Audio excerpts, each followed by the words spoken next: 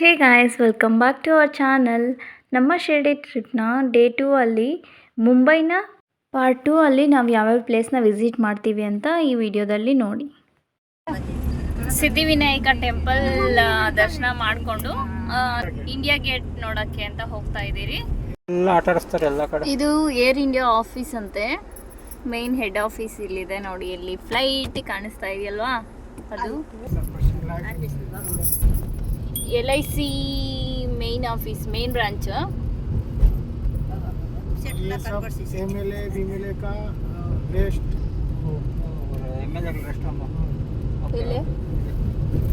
ಇಲ್ಲಿ ಇರ್ತಾರೆ ಅಂತ ಹೇಳಿದೆ. ಐತೆ मंत्रालय जहाँ पे CM ये सब बैठते हैं भैया. मुंबई में DK शिवकुमार ಬರ್ತಾರಲ್ಲ, ಎಲ್ಲಿ ರೆಸ್ಟ್ ಮಾಡೋದು? हाँ, इधर ही करते सब जन आराम विराम के लिए. इधर ओके, स्ट्राइक कर रहे हैं इधर ಫ್ರೀಡಮ್ ಆಜಾದ್ ಮೈದಾನ್ ಅಂತೆ ಇದು. ಲೈಕ್ ನಮ್ಮ ಬೆಂಗಳೂರಲ್ಲಿ ಫ್ರೀಡಮ್ ಪಾರ್ಕ್ ಇದೆಯಲ್ಲ, ಆ ಥರ ಏನಾದರೂ ಸ್ಟ್ರೈಕ್ಗಳೆಲ್ಲ ಮಾಡೋವಾಗ ಏನಾದರೂ ಏನಿಲ್ಲ, ಜಗಳ ಮಾಡಬೇಕಾದ್ರೆ ಕಮ್ಯುನಿಟಿ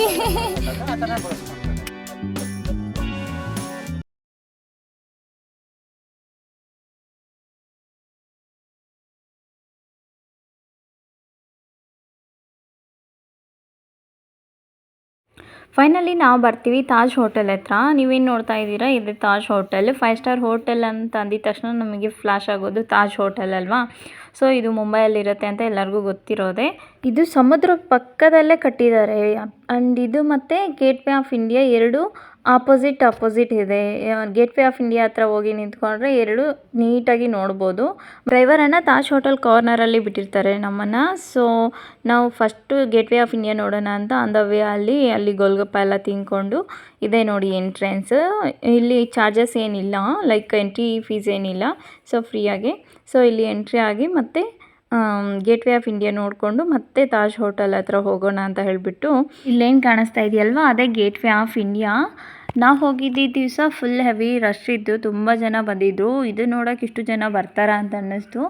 ಅದು ಆಫ್ಟರ್ನೂನ್ ಟೈಮಲ್ಲಿ ಹೋಗಿದ್ದಿದ್ದು, ಬಿಸಿಲೂ ಇತ್ತು ತುಂಬ. ಎಲ್ಲಿ ನೋಡಿದ್ರು ಜನ. ಸ್ನ್ಯಾಕ್ಸ್ ಕೌಂಟರ್ ಹತ್ರ ಅಂತೂ ಇನ್ನು ಹೋಗೋದಕ್ಕೆ ದಾರಿ ಇದ್ದಿಲ್ಲ, ಅಷ್ಟೊಂದು ಜನ ಇದ್ದರು. ನಾವು ಹೋಗಿದ್ದು ವೀಕ್ ಡೇ ಅಲ್ಲೇ, ಬಟ್ ಆದರೂ ಇಷ್ಟು ಇತ್ತು. ಗೇಟ್ ವೇ ಆಫ್ ಇಂಡಿಯಾ ಹತ್ರ ಹೋಗಿ ನಿಂತ್ಕೊಂಡು ನೋಡಿದ್ರೆ ಆಪೋಸಿಟ್ ಇದು ತಾಜ್ ಹೋಟೆಲ್ ಕೂಡ ಕಾಣಿಸುತ್ತೆ. ಪಕ್ಕದಲ್ಲೇ ಬೀಚ್ ಅಂದರೆ ಸಮುದ್ರ. ಆ ಕಡೆ ಈ ಕಡೆ ಎರಡು ಕಡೆ, ಒಂದು ಕಡೆ ತಾಜ್ ಹೋಟೆಲು, ಒಂದು ಕಡೆ ಗೇಟ್ ವೇ ಆಫ್ ಇಂಡಿಯಾ. ಚೆನ್ನಾಗಿದೆ ನೋಡೋದಕ್ಕೆ, ಲೊಕೇಶನ್ ಚೆನ್ನಾಗಿದೆ. ತಾಜ್ ಹೋಟೆಲ್ ನೋಡ್ತಾ ಇದ್ದರೆ ನನಗೆ ನಮ್ಮ ಮೈಸೂರು ಪ್ಯಾಲೇಸ್ ನೋಡ್ದಂಗೆ ಒಂದು ಸ್ವಲ್ಪ ಅನಿಸುತ್ತೆ. ಲೈಕ್ ಅದ್ರ ಮೇಲೆ ಇರೋ ಡೂಮ್ ಎಲ್ಲ ಅದೇ ಥರ ಅನಿಸುತ್ತೆ. ಈ ತಾಜ್ ಹೋಟೆಲ್ ಬಂದುಬಿಟ್ಟು ನಮ್ಮ ಇಂಡಿಯಾದಲ್ಲೇ ಫಸ್ಟ್ 5 ಸ್ಟಾರ್ ಹೋಟೆಲ್ ಅಂತೆ. ಸೊ ಇವಾಗೂ ಅದೇ ಥರ ಮೇಂಟೈನ್ ಮಾಡಿದ್ದಾರೆ.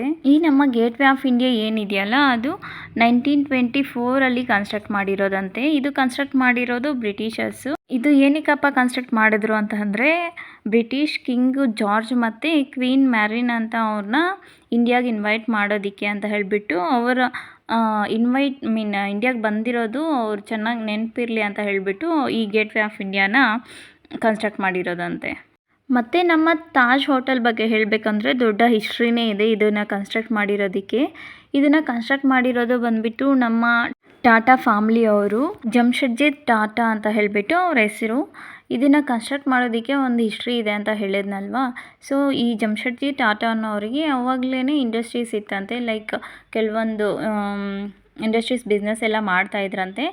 ಆವಾಗ ಏನಾಯಿತು ಅಂತಂದರೆ, ಫ್ರೆಂಚ್ ದೇಶದಿಂದ ಒಂದು ಫೇಮಸ್ ಸಿನಿಮಾಟೋಗ್ರಫರು ವಾಟ್ಸನ್ ಹೋಟೆಲ್ಗೆ ಅಂತ ಹೇಳಿಬಿಟ್ಟು ಫಸ್ಟ್ ಅವರು ಸಿನಿಮಾನ ಶೋ ಮಾಡೋಕ್ಕೆ ಅಂತ ಬಂದಿರ್ತಾರಂತೆ. ಸೊ ಆವಾಗ ಈ ಜಮ್ಶೆಡ್ಜಿ ಟಾಟಾ ಅವರು ಕೂಡ ಶೋ ನೋಡೋಕ್ಕೆ ಅಂತ ಹೋಗ್ತಾರೆ. ಸೊ ಅವಾಗ ಏನಾಯಿತು ಅಂತಂದರೆ, ಅವರಿಗೆ Indians and dogs are not allowed ಅಂತ ಹೇಳಿಬಿಟ್ಟು ಅವ್ರು ಹೇಳ್ತಾರಂತೆ. ಸೊ ಆವಾಗ ಅವರಿಗೆ ಬೇಸರ ಆಗಿಬಿಟ್ಟು ಆಫ್ಟರ್ 2 ಇಯರ್ಸ್ ಅವ್ರು ಡಿಸೈಡ್ ಆಗ್ತಾರಂತೆ, ಲೈಕ್ ನಾವು 5 ಸ್ಟಾರ್ ಹೋಟೆಲ್ ಕಟ್ಟಲೇಬೇಕು ಅಂತ ಹೇಳಿಬಿಟ್ಟು. ಅವಾಗ ಡಿಸೈಡ್ ಆಗಿ 1903ಗೆ ಅವರು ಈ ತಾಜ್ ಹೋಟೆಲ್ನ ಕನ್ಸ್ಟ್ರಕ್ಟ್ ಮಾಡಿ ಓಪನಿಂಗ್ ಮಾಡ್ತಾರೆ. ಅದೇ ಬ್ರಿಟಿಷರ್ಸ್ನ ಇದರ ಹೋಟೆಲಲ್ಲಿ ಕೆಲಸಕ್ಕೆ ಇಟ್ಕೊಂಡಿರ್ತಾರಂತೆ. ಈ ಹೋಟೆಲ್ ಕಟ್ಟಿರೋದು 1903 ಅದಾದಮೇಲೆ 20 ಇಯರ್ಸ್ ಆದಮೇಲೆ ಗೇಟ್ ವೇ ಆಫ್ ಇಂಡಿಯಾ ಕಟ್ಟಿರೋದಂತೆ. ಸೊ ತಾಜ್ ಹೋಟೆಲ್ ಮತ್ತು ಗೇಟ್ ವೇ ಆಫ್ ಇಂಡಿಯಾ ಎರಡು ನೋಡಿಕೊಂಡು ನಾವು ನೆಕ್ಸ್ಟು ಬೀಚ್ ಹತ್ರ ಹೋಗೋಣ ಅಂತ ಹೋಗ್ತಾ ಇದ್ದೀವಿ. ಇಲ್ಲಿ ಜ್ಯೂಸ್ ಎಲ್ಲ ಕುಡ್ಕೊಂಡು ಹೋಗೋಣ ಅಂತ. ಇಲ್ಲಿ ತಾಜ್ ಹೋಟೆಲ್ ಮುಂದೆಯಿಂದ ನಿಂತ್ಕೊಂಡು ನೋಡಿದ್ರೆ ಈ ಬೀಚ್ ಯಾವ ಥರ ಕಾಣಿಸ್ತಾ ಇದೆ ಅಂತಂದರೆ, ನಮ್ಮ KGF ಮೂವಿಯಲ್ಲಿ ಯಶ್ ಹೋಗ್ತಾ ಇದ್ದರೆ ಬೋಟ್ಸ್ ಎಲ್ಲ ಬಂದಿರುತ್ತೆ ನೋಡಿ, ಆ ಸೇಮ್ ಅಲ್ಲಿ ನಿಂತ್ಕೊಂಡು ನೋಡೋದಕ್ಕೆ ಸೇಮ್ ಡಿಟ್ಟು ಅದೇ ಕಾಣಿಸ್ತಾ ಇದೆ ಆ ಬೋಟ್ಸ್ ಎಲ್ಲ. ಅಲ್ಲಿ ವ್ಯೂ ತುಂಬ ಚೆನ್ನಾಗಿತ್ತು ನೋಡೋದಕ್ಕೆ. ಈವನ್ ಇಲ್ಲಿ ಬೋಟಲ್ಲಿ ಕೂಡ ಹೋಗ್ಬೋದಿತ್ತು. ಸೊ ಬೋಟ್ ಒಳಗಡೆಯಿಂದ ನೋಡಿದ್ರೆ ಎರಡು ಇಂಡಿಯಾ ಗೇಟ್ ಮತ್ತು ತಾಜ್ ಹೋಟೆಲ್ ಎರಡು ಒಂದೇ ಫ್ರೇಮಲ್ಲಿ ಕಾಣಿಸುತ್ತೆ, ಚೆನ್ನಾಗಿರುತ್ತಂತೆ. ಬಟ್ ನಮಗೆ ಟೈಮ್ ಇಲ್ದಿಲ್ಲದೆ ನಾವು ಹೋಗೋಕ್ಕಾಗಿಲ್ಲ. ಮತ್ತು ತಾಜ್ ಹೋಟೆಲ್ಗೆ ಬಾಂಬ್ ಬ್ಲಾಸ್ಟ್ ಆಗಿತ್ತಲ್ಲ, ಲೈಕ್ ಮುಂಬೈ ಅಟ್ಯಾಕ್ ಆದಾಗ ತಾಜ್ ಹೋಟೆಲ್ನ ಅಟ್ಯಾಕ್ ಮಾಡಿದರು. ಅದನ್ನು ಕನ್ಸ್ಟ್ರಕ್ಟ್ ಮಾಡೋದಕ್ಕೆ ಮತ್ತು ರೀಕನ್ಸ್ಟ್ರಕ್ಟ್ ಮಾಡೋಕ್ಕೆ 500 crores ಆಯ್ತಂತೆ. ಸೊ ಅದೆಲ್ಲ ನೋಡಿಕೊಂಡು ನಾವು ನೆಕ್ಸ್ಟ್ ಮೆರಿನ್ ಬೀಚನ್ನ ನೋಡೋಕ್ಕೆ ಅಂತ ಬಂದಿದ್ದೀವಿ ಈಗ.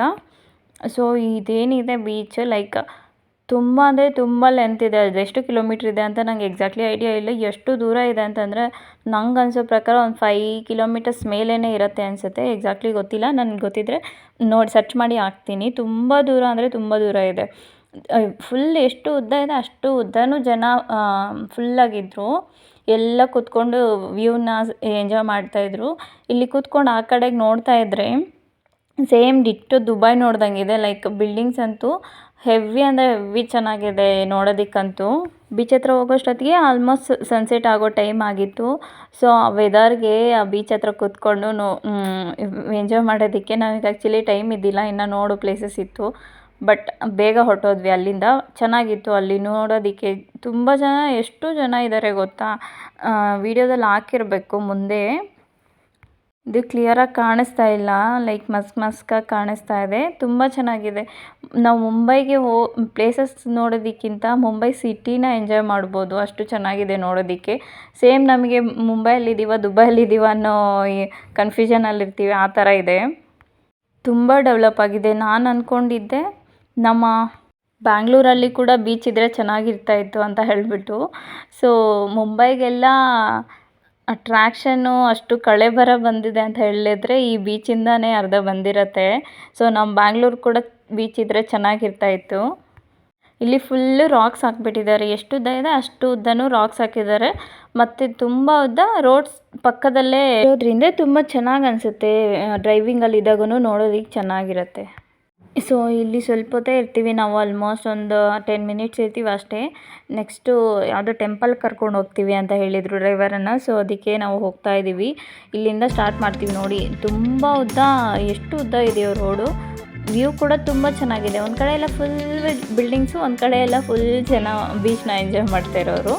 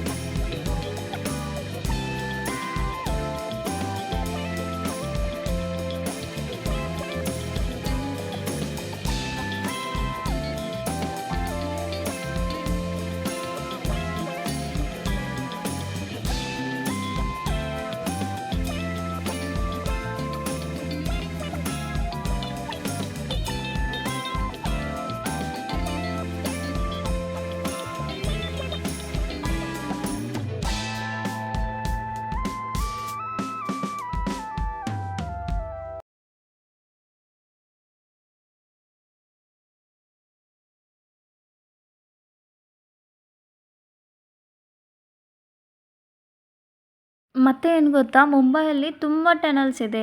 ನಮ್ಮ ಕಡೆ ಬೇರೆ ಎಲ್ಲಾನ ಹೋದ್ರೇ ಇದೆ.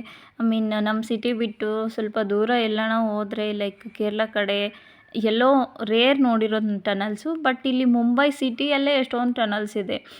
ಬೆಟ್ಟಗಳಲ್ಲಿ ಇದೆ, ಅಂಡರ್ ವಾಟರಲ್ಲೂ ಇದೆ. ಇಲ್ಲಿನ ಬಿಲ್ಡಿಂಗ್ಸ್ ಅಂತೂ ನೋಡೋದಕ್ಕೆ ನಾನು ಅಂದ್ಕೊಂಡಿದ್ದೆ ನಮ್ಮ ಬ್ಯಾಂಗ್ಳೂರೇ ಇಂಡಿಯಾದಲ್ಲಿ ತುಂಬ ಚೆನ್ನಾಗಿರೋ ಸಿಟಿ, ತುಂಬ ಡೆವಲಪ್ಡ್ ಸಿಟಿ ಅಂತ ಅಂದ್ಕೊಂಡಿದ್ದೆ. ಬಟ್ ಮುಂಬೈ ನಮ್ಮ ಬ್ಯಾಂಗ್ಳೂರಿಗಿಂತ ಚೆನ್ನಾಗಿದೆ ಅಂತ ಅನಿಸ್ತು ನನಗೆ. ರೋಡ್ಸ್ ಅಂತೂ ಸಿಕ್ಕಾಪಟ್ಟೆ ಚೆನ್ನಾಗಿದೆ, ಸಿಕ್ಕಾಪಟ್ಟೆ ತುಂಬ ಸ್ಪೇಷಿಯಸ್ ಆಗಿದೆ. ಮತ್ತು ಬಿಲ್ಡಿಂಗ್ಸ್ ಅಂತೂ ನಾನು ಹೇಳಿದ್ನಲ್ಲ ದುಬೈಯಲ್ಲಿ ಇದ್ದೀವಿ ಅಂತ ಅನಿಸ್ತಾ ಇತ್ತು. ಆ ದುಬೈಯಲ್ಲಿ ಯಾವ ರೇಂಜಿಗೆ ಇರುತ್ತೋ ಬಿಲ್ಡಿಂಗ್ಸ್ ಅದೇ ರೇಂಜಿಗಿದೆ. ಮುಂಬೈ ಈ ಥರ ಇದೆ, ದುಬೈಗೆ ಹೋದ್ಮೇಲೆ ನೋಡ್ಬೇಕು ಯಾವ ಥರ ಇದೆ ಅಂತ ಹೇಳ್ಬಿಟ್ಟು. ಈ ಫಟಾಲ್ ದುಬೈಗೆ ಹೋದರೆ ವೀಡಿಯೋಸಲ್ಲೆಲ್ಲ ನೋಡಿದ್ದೀನಿ ನಾನು ದುಬೈ ಸಿಟಿನ. ಸೊ ಏನು ಕಮ್ಮಿ ಏನಿಲ್ಲ ನಮ್ಮ ಇಂಡಿಯಾದಲ್ಲಿ ಮುಂಬೈ ಅಂತ ಅನ್ನಿಸ್ತು. ಓವರಾಲ್ ಹೇಳ್ಬೇಕಂದ್ರೆ ನನಗೆ ಮುಂಬೈ ಸಿಟಿಯಲ್ಲಿ ನೋಡಿದ ಪ್ಲೇಸಸ್ಗಿಂತ ಲೈಕ್ ತುಂಬ ಚೆನ್ನಾಗಿ ಅನ್ನಿಸ್ತು. ಆ ಫೀಲು, ಸಿಟಿ ಫೀಲು. ನಮ್ಮ ಬ್ಯಾಂಗ್ಳೂರಲ್ಲಿ ಯಾವಾಗ ಆಚೆಗೆ ಹೋಗ್ಬೇಕು ಅಂತಂದ್ರು ಟ್ರಾಫಿಕ್ಗೆ ಭಯ ಬಿಟ್ಟು ತುಂಬ ಭಯ ಬೀಳ್ತಾರೆ ನಮ್ಮ ಮನೆಯವರು, ಆಚೆಗೆ ಕರ್ಕೊಂಡು ಹೋಗಲ್ಲ. ಮತ್ತು ಇಲ್ಲಿ ನೀವೇನು ನೋಡ್ತಾ ಇದ್ದೀರಲ್ಲ, ಇದು ಆಜಾದ್ ಮಸೀದಿ ಅಂತ ಹೇಳ್ಬಿಟ್ಟಂತೆ. ಸಮುದ್ರದೊಳಗಡೆ ಮಸೀದಿ, ಇದು ಸಮುದ್ರ ನೀರು ಸ್ವಲ್ಪ ಆ ಕಡೆ ಹೋಗಿದೆ. ಇನ್ನು ಇಲ್ಲಿವರೆಗೂ ಬರುತ್ತಂತೆ ನೀರು. ಈ ಕಡೆ ಡ್ಯಾಮ್ ಏನಿದೆಯಲ್ವ ಅಲ್ಲಿವರೆಗೂ ಬರುತ್ತೆ. ಒಂದೊಂದ್ಸರಿ ನೀರಿದ್ದಾಗ ಯಾರು ಹೋಗೋಕ್ಕಾಗಲ್ಲ ಅಂತ ಹೇಳ್ತಾಯಿದ್ರು. ಅಲ್ಲೇನಿದೆ ದಾರಿ ಎಲ್ಲ ಕ್ಲೋಸ್ ಇರುತ್ತಂತ ಅವಾಗ. ಅದು ಕೂಡ ಒಂದು ಟೂರಿಸ್ಟ್ ಪ್ಲೇಸ್ ಅಂತ ಹೇಳ್ತಾಯಿದ್ರು. ನಾವು ಹೋಗಿಲ್ಲ ಅಲ್ಲಿಗೆ. ಮತ್ತು ಮಹಾಲಕ್ಷ್ಮಿ ಟೆಂಪಲ್ ಅಂತ ಹೇಳ್ತಾರೆ, ಅದು ಚಿಕ್ಕದಾಗಿರುತ್ತೆ, ಮಾಮೂಲಿ ಚಿಕ್ಕ ಟೆಂಪಲ್. ಸೊ ಅದು ಕೂಡ ನೋಡಿಕೊಂಡು ದರ್ಶನ ಮಾಡಿಕೊಂಡು, ಅಲ್ಲಿ ಯಾರು ರಶ್ ಏನಿರಲ್ಲ, ಫುಲ್ ಫ್ರೀ ಇರುತ್ತೆ. ಸೊ ಅಲ್ಲಿ ದರ್ಶನ ಮಾಡಿಕೊಂಡು ಮಹಾಲಕ್ಷ್ಮಿ ಮತ್ತು ಕೃಷ್ಣ ಇರ್ತಾರೆ, ಅಲ್ಲಿ ದರ್ಶನ ಮಾಡಿಕೊಂಡು ಆಚೆಗೆ ಬರ್ತಾ ಇರ್ತೀವಿ. ಆಚೆಗೆ ಬರ್ತಾ ಇರಬೇಕಾದ್ರೆ ಅಲ್ಲಿ ಪಾರಿವಾಳಗಳು ಫುಲ್ಲು ಗುಡ್ಡೆ ಥರ ಇರುತ್ತೆ. ನಮ್ಮ ಮನೆಯವ್ರು ವಿಷನ್ ಎತ್ಕೊಂಡು ಯುಶ್ ಅಂತ ಅದನ್ನು ಇದು ಮಾಡ್ತಾರೆ. ಅವೆಲ್ಲ ಹೊಟ್ಟೋಗುತ್ತೆ. ಅವರು ಪಾರಿವಾಳಗಳಿಗೆ ಫುಡ್ ಹಾಕ್ತಾರಲ್ವ, ಫುಡ್ ಸೇಲ್ ಮಾಡೋರು, ಅಯ್ಯೋ ಓಡಿಸ್ಬಿಟ್ರಾ ಅಂತ ಹಿಂದಿಯಲ್ಲಿ ಅಂತ ಇದ್ದರೆ ನಮ್ಮ ಮನೆಯವರು ಇಲ್ಲ ಬರುತ್ತೆ ಬಿಡಿ ಅಂತ ಹೇಳ್ಬಿಟ್ಟು ಸೈಲೆಂಟಾಗಿ ಬಂದುಬಿಟ್ರಿ. ಅಶೋಕನ ಮತ್ತೆ ಬರುತ್ತೋ ಇಲ್ವೋ ಅಂತ ವೆಯ್ಟ್ ಮಾಡ್ಕೊಂಡಿದ್ದಾರೆ ಶೂಟಿಂಗ್ ಮಾಡ್ಕೊಂಡು ಅವನ್ನ.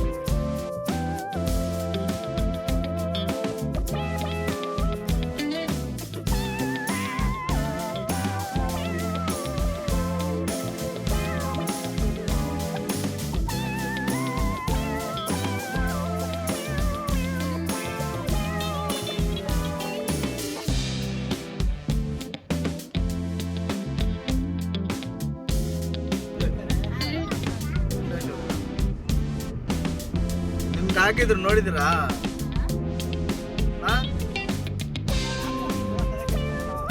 ಓಕೆ.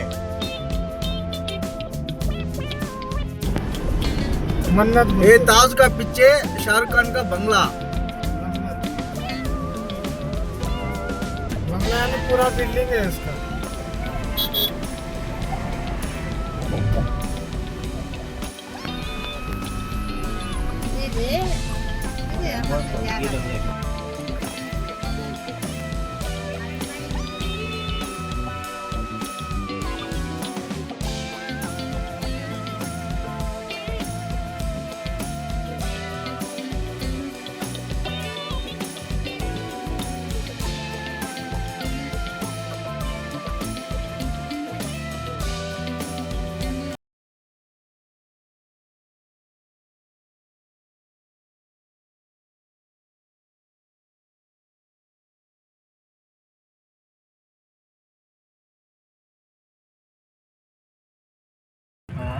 ಅದಾ iPhone 17 Pro Shri orange, it's in trend. ಎಷ್ಟು ಹೇಳ? ಮತ್ತು ನಾವು ಬರ್ತೀವಿ ಜಾಹು ಬೀಚ್ಗೆ. ಏನಕ್ಕೆ ಗೊತ್ತಾ, ಬಕ್ರಾ ಆಗೋದಕ್ಕೆ. ಏನಾಗುತ್ತೆ ಗೊತ್ತಾ, ಈ ಬೀಚಲ್ಲಿ ಬಂದಂಗೆ ನಾವು 2 ಡೇಸ್ ಏನು ಆಚೆ ಫುಡ್ ತಿಂದಿರಲ್ಲ, ನಾವೇ ಮಾಡ್ಕೊಂಡು ತಿಂದಿರ್ತೀವಿ. ಸೊ ಕನ್ನಡದವ್ರು ಸಿಕ್ಕಿದ್ರು ನಮಗೆ ಹೋಟೆಲ್ ಅವರು ಅಂತ ಹೇಳಿದ್ನಲ್ವ, ಸೊ ಅವರು ಹೋಟೆಲಲ್ಲೇ ಮಾಡ್ಕೊಳಕ್ಕೆ ಪರ್ಮಿಷನ್ ಕೊಟ್ಟರು. ಪಾಪ ಯಾರಿಗೂ ಗೊತ್ತಿಲ್ಲ, ಮಾಡ್ಕೊಳ್ಳಿ ಪರವಾಗಿಲ್ಲ ಅಂತಂದರು. ಇಲ್ಲೇನು ಕೂತಿದ್ದೀವಲ್ಲ, ಹೋಗಿದ ತಕ್ಷಣ ಪಾವ್ ಭಾಜಿ ತಿನ್ನೋಣ ಅಂತ ನಮ್ಮ ಮನೆಯವರು ಎಲ್ಲೋದ್ರು ಅವರು ಪ್ಲೇಸ್ನ ಫೇಮಸ್ ಫುಡ್ ಇರುತ್ತಲ್ಲ, ಸೊ ಅದನ್ನು ತಿನ್ನಬೇಕು, ಟೇಸ್ಟ್ ಮಾಡಬೇಕಂತಾರೆ. ಫಸ್ಟ್ ಹೋಗಿದ ತಕ್ಷಣ ಇಲ್ಲಿ ಕರ್ಕೊಂಡು ಹೋಗ್ತಾರೆ. ಏನಾಯ್ತು ಅಂತಂದರೆ, ನಾವು ಹೋಗಿದ ತಕ್ಷಣ ಪಾವ್ ಭಾಜಿ ಅಂತ ಎಲ್ಲರಿಗೂ 7 ಮೆಂಬರ್ಸ್ ಹೋಗಿರ್ತೀವಲ್ಲ, 7 ಅಂತ ಹೇಳ್ತಾರೆ. ಎಲ್ಲ ಪಾವ್ ಭಾಜಿ ತಗೊತೀವಿ ಮತ್ತು ತಿಂತೀವಿ, ಮತ್ತು ಎಲ್ಲರಿಗೂ ಒಂದೊಂದು ಎಕ್ಸ್ಟ್ರಾ ಬ್ರೆಡ್ ಹಾಕಿಸ್ಕೊತಾರೆ. ನಾವು ಈ ಪಾವ್ ಭಾಜಿ ಇಷ್ಟು ರೇಟ್ ಇರುತ್ತೆ ಅಂತ ಎಕ್ಸ್ಪೆಕ್ಟೇ ಮಾಡಿದ್ದಿಲ್ಲ. ಎಷ್ಟಿರ್ಬೋದು ಅಂತ ನೀವು ಅಂದ್ಕೊತಿದ್ದೀರಾ? ಒಂದು ಪ್ಲೇಟ್ಗೆ 210 ರೂಪೀಸ್ ಹಾಕಿದ್ದಾರೆ ಗಾಯ್ಸ್. ನಮಗೆ ಫೀಸಿಗೆ ಔಟ್. ಬಿಲ್ ನೋಡಿದ ತಕ್ಷಣ ಇಲ್ಲ ನೋಡು ಶ್ರೀ, ಕನ್ಫ್ಯೂಸ್ ಆಗಿರ್ತೀಯ, ಒಂದು ಸರಿ ಚೆಕ್ ಮಾಡು ಅಂತಂದೆ. 1700 ಬಿಲ್ ಹಾಕಿದ್ರು. ನಾನಿಲ್ಲ ಶ್ರೀ ನೋಡಿ ಚೆಕ್ ಮಾಡು ಒಂದು ಸರಿ, ಅವ್ರು ಏನಾದರೂ ರಾಂಗ್ ಹಾಕಿದಾರೋ ಇಲ್ಲ, ಈ 1 ಇಲ್ಲ 720 ಮಾತ್ರ ಇರುತ್ತೇನೋ ಅಂತ ನಾನು ಹೇಳ್ತಾಯಿದ್ದೆ. ಇಲ್ಲಮ್ಮ ಇದು ಫುಲ್ಲು ಅಂತ ಹೇಳ್ತಾಯಿದ್ರೆ. ನಾವು ಮಾಡಿದ ಮಿಸ್ಟೇಕ್ ಏನು ಅಂತಂದರೆ, ಹೋಗಿದ ತಕ್ಷಣ ಚಾರ್ಟ್ ನೋಡಿಲ್ಲ. ಚಾರ್ಟಲ್ಲಿ ಅವ್ರು ಮೆನ್ಷನ್ ಮಾಡಿದರು, ಅದು ನಾವು ಮಾಡಿದ ಮಿಸ್ಟೇಕು. ಏನು ಮಾಡೋಕ್ಕಾಗಲ್ಲ, ತಿಂದಾಕಿದ್ದೀವಿ, ಇನ್ನು ಕಟ್ಟಲೇಬೇಕು. ಆ ಫುಡ್ಡಿಗೆ ನಮಗೆ ಯಾರಿಗೂ ಹೊಟ್ಟೆನೂ ತುಂಬಿಲ್ಲ, ಅಂತ ದುಡ್ಡುಗಳು ವೇಸ್ಟ್ ಆಯಿತು. ಅದೇ ಆಚೆ ಎಲ್ಲ ನಾವು ಊಟ ಮಾಡಿದರೆ ಒಳ್ಳೆ ಫುಲ್ ಮೀಲ್ಸೇ ತಿನ್ಬೋದಿತ್ತು. ಅಂತ ಹೇಳಿಬಿಟ್ಟು ಬಕ್ರಾ ಆಗೋದು, ಇನ್ನೇನು ಮಾಡೋಕ್ಕಾಗಲ್ಲ ಅಂತ. ಥ್ರೂ ಔಟ್ ಆ ಟ್ರಿಪ್ಪಲ್ಲಿ ನಾವು 3 ಸರಿ ಬಕ್ರಾ ಆಗಿದ್ವಿ. ಇದು ನಮ್ಮ ಮನೆಯವ್ರು ಫಸ್ಟ್ ಟೈಮ್ ಬಕ್ರಾ ಆಗ್ತಾಯಿದ್ದಾರೆ. ಮೋಸ ಆಗೋದ್ವಿ, ಏನು ಮಾಡೋಕ್ಕಾಗಲ್ಲ. ಮತ್ತು ಅಷ್ಟೊತ್ತಲ್ಲಿ ಎಷ್ಟು ಒಂದು 7 ಗಂಟೆ ಆಗಿತ್ತು. ಆ ಡ್ರೈವರನ್ನು ಹೇಳ್ತಾರೆ, ತುಂಬ ಹೊತ್ತು ಟ್ರಾವೆಲ್ ಮಾಡ್ಕೊಂಡು ಇಲ್ಲಿವರೆಗೂ ಬಂದಿದ್ದೀವಿ, ಚೆನ್ನಾಗಿ ನೋಡ್ಕೊಂಬನ್ನಿ ಬೀಚು, ಫುಡ್ಡೆಲ್ಲ ಚೆನ್ನಾಗಿರುತ್ತೆ, ತಿನ್ಕೊಂಬನ್ನಿ, ಬೇಗ ಬರಬೇಡಿ ಅಂತ ಹೇಳ್ತಿದ್ರು. ಇಷ್ಟು ದೂರ ಟ್ರಾವೆಲ್ ಮಾಡಿದ್ದು ವೇಸ್ಟ್ ಆಗುತ್ತೆ ಅಂತ. ನಮಗೆ ಅಲ್ಲಿ ಇನ್ನೇನು ಮಾಡೋಕ್ಕೆ ಇಲ್ಲ, ಬೀಚ್ ಫುಲ್ ಏನು ಕತ್ಲು ಕಾಣಿಸ್ತಾ ಇರಲಿಲ್ಲ. ಪಾವ್ ಭಾಜಿ ಬಿಲ್ ನೋಡಿದ ತಕ್ಷಣ ಎಲ್ಲರಿಗೂ ಫ್ಯೂಸಿಗೆ ಔಟ್. ಡಿಸಪಾಯಿಂಟ್ ಆಗಿ ಮತ್ತೆ ಕಾರ್ ಹತ್ರ ಹೋಗ್ತಾ ಇದ್ದೀವಿ. ನಮಗೆ ಊಟ ತಿಂದು ಬಿಲ್ ಅಷ್ಟಾಗಿದ್ರೆ ಏನು ಡಿಸಪಾಯಿಂಟ್ ಆಗ್ತಾಯಿಲ್ಲ. ಬರೀ ಸ್ನ್ಯಾಕ್ಸ್ಗೆ ಇಷ್ಟ ಆಯ್ತಲ್ಲಪ್ಪ, ಹೊಟ್ಟೆ ತುಂಬಿಲ್ಲಲ್ಲಪ್ಪ ಅನ್ನೋದೇ ಒಂದೇ ಇದು. ಸೊ ಇಷ್ಟಾಗಿತ್ತು ನಮ್ಮ ಮುಂಬೈ ಟ್ರಿಪ್ದು. ನೆಕ್ಸ್ಟ್ ಡೇದು ನೆಕ್ಸ್ಟ್ ವ್ಲಾಗಲ್ಲಿ ಹಾಕ್ತೀನಿ, ನೋಡಿ ಸಬ್ಸ್ಕ್ರೈಬ್ ಮಾಡ್ಕೊಳ್ಳಿ. Thank you for watching.